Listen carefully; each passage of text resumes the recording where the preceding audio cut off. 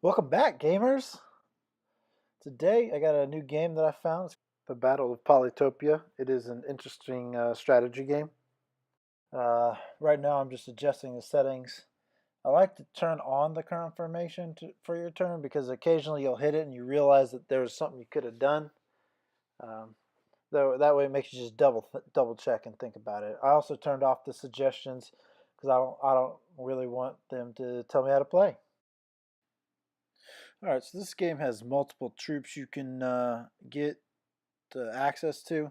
I'm doing the first one, the Xin-Xi, and we're going to go easy with one opponent just so I can explain the game and show you how it's done. It does get more difficult on the harder stuff.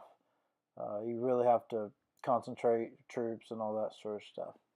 So first off, I am building moving a warrior and training a warrior because that's essentially the best first move you can do, um, instead of spending it on trying to find your hunting or your tech tree. So um, I like to look and see what is the most common around my first building, and then based off of that, I'll go in and pick the one I'd like. So I pick organization so I can do harvesting fruit because I noticed my warrior on the right is about to hit another village with some more fruits to harvest.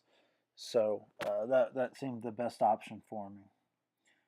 So the advantage of the Zen Z people is they have access to be able to walk on the mountains without having to research it. I find it very helpful.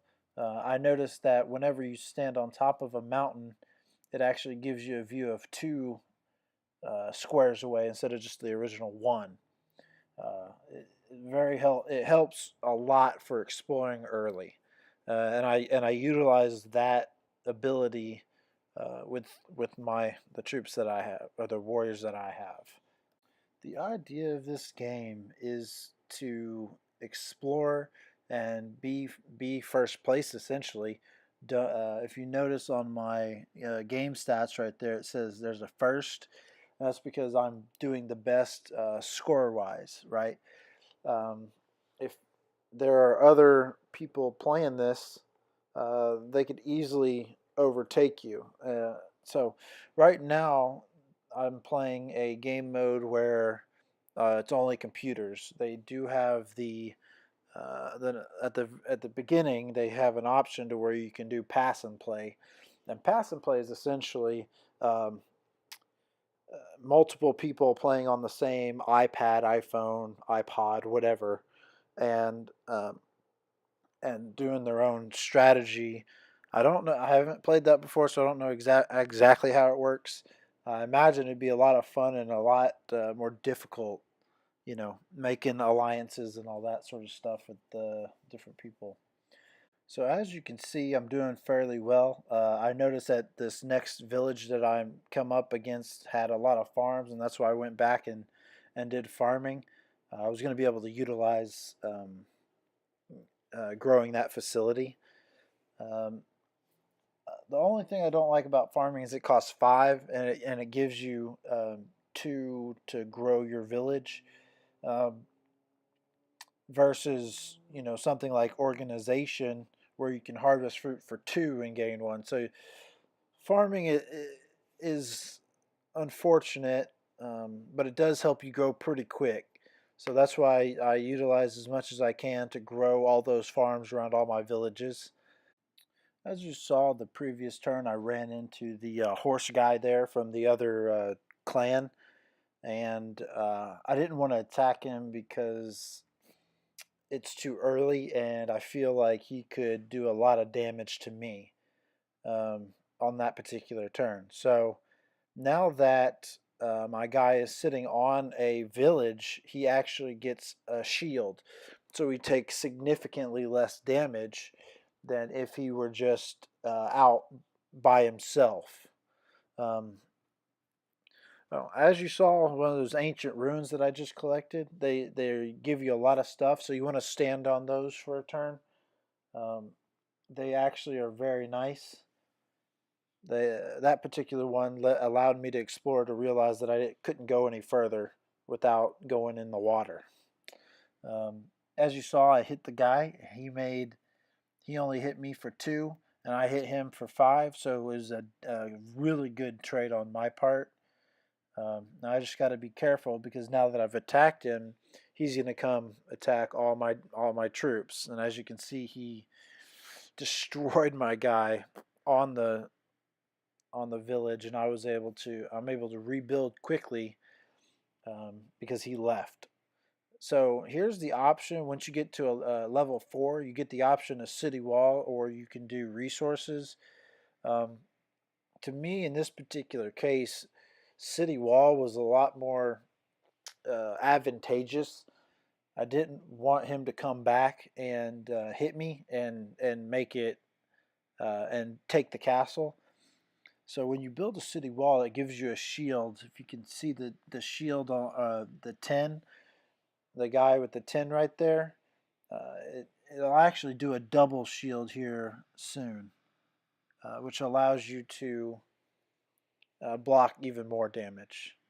So I noticed that they're in this top area right here. So I'm doing my best to move around and build troops for this particular castle. If you get it up to level, let's see, it's at 5 now. You get it up to level 6, and you can get a super troop. And this super troop, it has 40 hit points, and it's very, very nice to get. Um, he can essentially save you the game and put it if you put him in the right spot. So I'm building that place right there to get the super troop. Keep exploring south because I still need to expand my resources, expand the number of stars that I get every turn. So the number on the villages, the star number on the villages is how much you get every turn. So the one that we're looking at right now will give me 5 if I hit the in turn button. Well, 6 now, I guess. Whereas the one on the far right of the screen will only give me 1. So really earlier in the game, I should have done farming and fruit over there, except I needed the resources for this particular one so that I didn't get it overrun. Um, all right, so while this keeps playing, I want to talk about the other game mode that is available is the domination, and that particular game mode doesn't have a turns limit, whereas this one has 30. So you get 30 turns, and then that's it. The advantage of that game mode is it allows you to explore at a slower pace, figure out how to play the game, and figure out what works for you and what strategies you can utilize in order to win. This game, every time you play it, is a random map, so there's the chances of you getting the same thing ever are not very good at all. So it's pretty fun that way. You always get different stuff. Doing that allows you to have endless strategies that you have to try. You know, what part of the tech tree do you want to be on? What troops do you want to build? Do you want to grow your population, or do you want to expand the territory? You know, it it it's actually fairly neat. Um, So once you get up into those harder ones, the strategy becomes more and more difficult to execute because the other troops attack you or clans attack you, and you have to defend. So there's things like archery, there's catapults, there's healing mages, there's people with shields, there's knights and people on horses. Um, and then you've got the super troops that I've got 2 of now. You know, it's very difficult because they just relentlessly attack. So um, that's why I just wanted to show one troop that I went up against, the sort of strategy I used, and how you could utilize that to help with defeating all of the enemies on the map if you had more than just the one. Alright, so here I'm going to speed it up a little bit so that we can get to the actual fighting of the other clan. And then after that, since there's only one, there's not much to do except explore the map and increase. So we're going to fast forward through all that stuff too.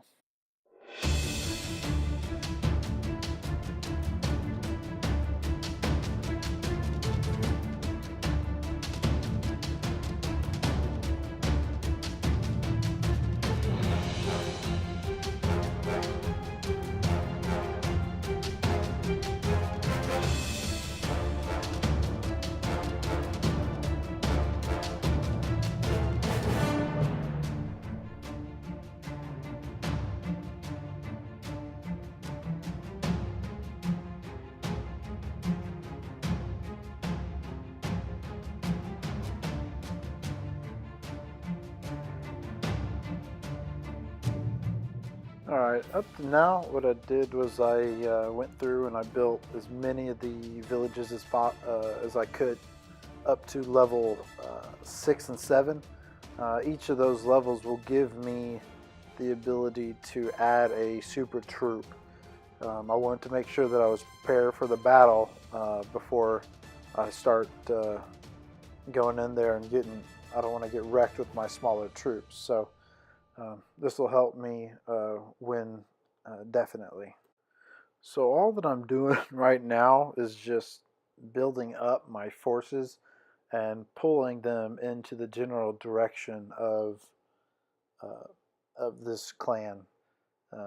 If you go in with one or two, you're going to get wrecked every time. So best to stockpile, use all your villages you can, and build different troops. Ships will even help.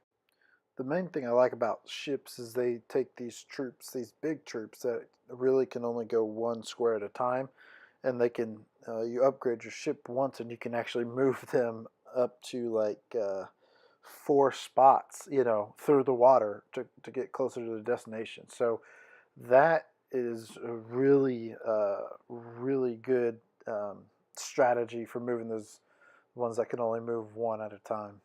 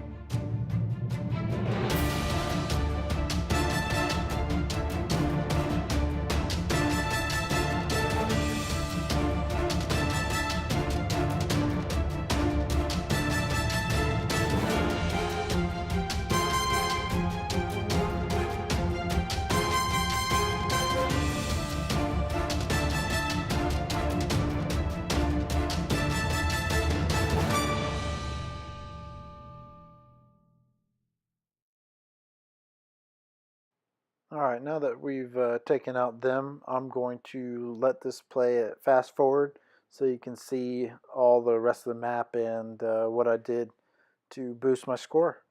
Hope you enjoy.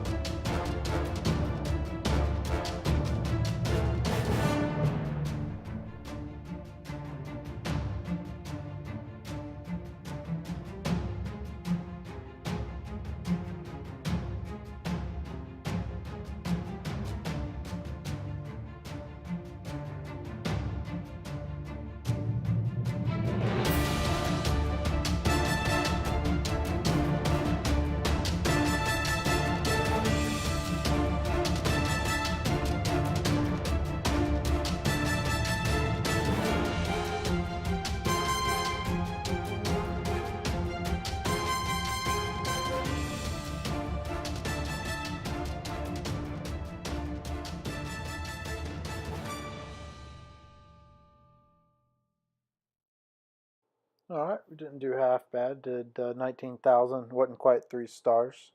So thanks for watching. If you liked the video, give it a thumbs up.